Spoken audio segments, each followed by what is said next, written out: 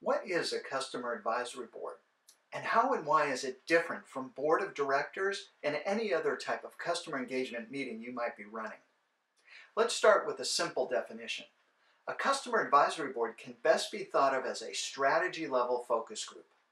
It's an opportunity where a dozen or so of your best customers come together to meet with you and members of your executive staff to talk about the trends and drivers facing the industry and these customers. It's an opportunity to hear from these customers about what their priorities are as they move their business forward.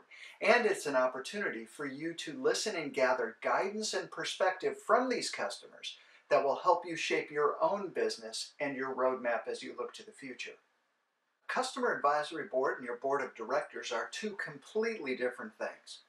Your board of directors has fiduciary responsibilities. Your CEO reports to the chairman of the board, and your board members are compensated. In contrast, customer advisory board members are not financially compensated for their time.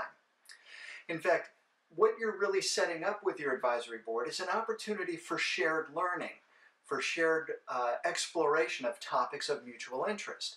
Your only obligation to them is to listen to their opinions, to understand where they're coming from and why they think the way that they do. The information they share with you will help you make business decisions, and there is an expectation on your customer's behalf that when you make those decisions, that you circle back to them to let them know why you made the decisions that you did. Customer advisory board members want to know that their opinions have been heard, and they expect that you'll close the loop with them after you've made such decisions. With that in mind, it's customary at each successive customer advisory board meeting to give an update on the decisions you've made since the last meeting. Lastly, let's explore how the advisory board meetings are different from any other type of customer engagement meeting you might be holding.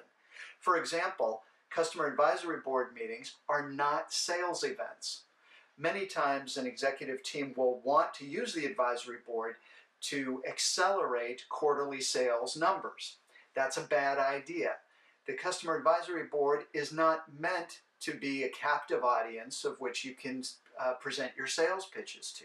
It's not a sales meeting. If you try this, your customers will take offense and they won't come back to your next meeting. So it is not a sales meeting.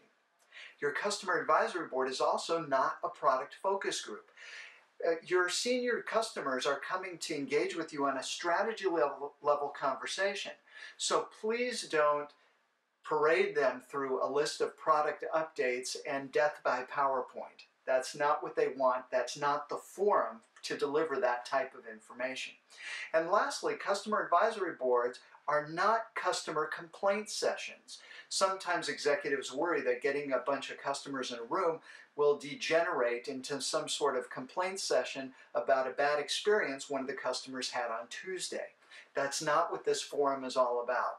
In fact, the way that you can avoid your meeting turning into a sales meeting, a product focus group, or a customer complaint session is to be very clear in your invitation process about what the objective is of the advisory board and the types of conversations we want to engage on. Again, this is a strategy level focus group, and there are rules and guidelines that will keep you on the road to success.